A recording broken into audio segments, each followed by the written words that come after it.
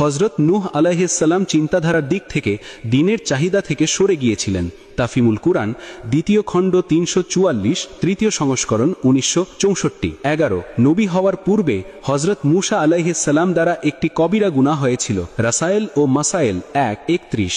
১২ মহানবী সাল্লাল্লাহু আলাইহি ওয়াসাল্লাম মানবিক দুর্বলতা থেকে মুক্ত ছিলেন না, অতএব তিনি মানবিক দুর্বলতার বশীভূত হয়ে গুনাহ করেছিলেন। তর্জুমানুল কুরআন ৮৫ সংখ্যা ২৩০ পৃষ্ঠা তর্জুমানুস সুন্নাহ ৩:৩০৫। ১৩ কুরআনুল কারীম নাজাতের জন্য নয়, নিছক হেদায়েতের জন্য। তাফিমুল কুরআন প্রথম খণ্ড ৩২১ পৃষ্ঠা ১৪ হযরত আবু বকর সিদ্দিক রাদিয়াল্লাহু আনহু খেলাফতের দায়িত্ব পালনে সম্পূর্ণ অযোগ্য ছিলেন। তাজদীদ ও ইহইয়ায়ে দ্বীন ২২। ১৫ হযরত উসমান রাদিয়াল্লাহু আনহু উনার মাঝে স্বজনপ্রীতির বদগুণ বিদ্যমান ছিল।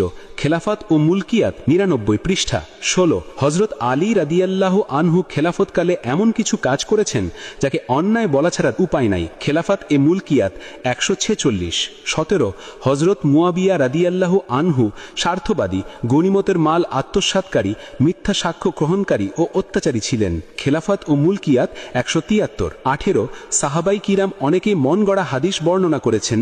তর্জুমানুল কুরআন ৩৫ সংখ্যা ১৯ হযরত দাউদ আলাইহিসসালাম তৎকালীন যুগে ইসরায়েলি সোসাইটি দ্বারা প্রভাবান্বিত হয়ে এক বিবাহিত যুবতীর উপর আসক্ত হয়ে তাকে বিবাহ করার জন্য তার স্বামীর নিকট তালাকের আবেদন করেছিলেন। তাফিমাত ২:২৪২ দ্বিতীয় সংস্করণ নির্বাচিত রচনাবলী ২:৭৩ আধুনিক প্রকাশনী প্রথম প্রকাশ ১৯৯১ ইংরেজি। ২০ হযরত দাউদ আলাইহিসসালাম উনার কাজের মধ্যে নফস ও অভ্যন্তরীণ কুপ্রবৃত্তির কিছুটা দখল ছিল। তাফিমুল কুরআন উর্দু ৪:৩২৭ পৃষ্ঠা সূরা রদ এর তাফসির অক্টোবর ১৯৬৬ প্রথম সংস্করণ। ২১ রাসূলে করিম সাল্লাল্লাহু আলাইহি ওয়াসাল্লাম নবুয়াতের ২৩ বছরের দায়িত্ব পালনে অনেক ত্রুটি বিচ্যুতি করেছেন। তাফিমুল কুরআন ১৯তম খণ্ড ২৯০ পৃষ্ঠা আব্দুল মান্নান তালিব অনুদিত।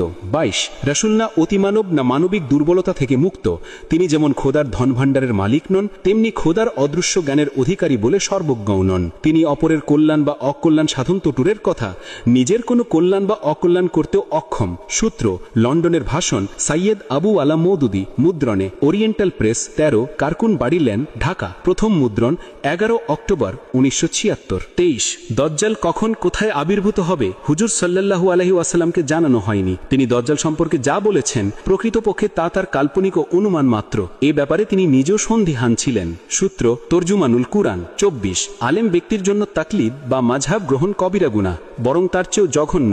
ইসলামী রেনেসা আন্দোলন। ২৫ কোন নবী বা অলির মাজার জিয়ারাত করার উদ্দেশ্যে সফর করা হারাম। ইবনে তাইমিয়া, মওদুদি ও মোং আব্দুর রহিম। ২৫ কুরআন বুঝার জন্য কোনো তাফসিরের প্রয়োজন নেই, একজন দক্ষ প্রফেসরই যথেষ্ট। তানকিহা ৩১২ পৃষ্ঠা। ২৬ নবী করিম সাল্লাল্লাহু আলাইহি ওয়াসাল্লামের আরবের মধ্যে যে বিশেষ সাফল্য অর্জিত হয়েছে তার কারণ এটাই ছিল যে তার ভাগ্যে আরবের উত্তম মানবীয় বুঝি জোটেছিল। তিনি যদি সাহসহীন, দুর্বল ইচ্ছাশক্তি সম্পন্ন অযোগ্য মানুষের দল পেতেন তারপরও কি এ সাফল্য অর্জন হতো? তাহরিকে ইসলামী কি আখলাকি বুনিয়াদি পৃষ্ঠা ১৭ ইসলাম কোনো ধর্ম নয় বরং জিহাদের নাম। নামাজ কোনো ইবাদত নয় বরং জিহাদের ট্রেনিং।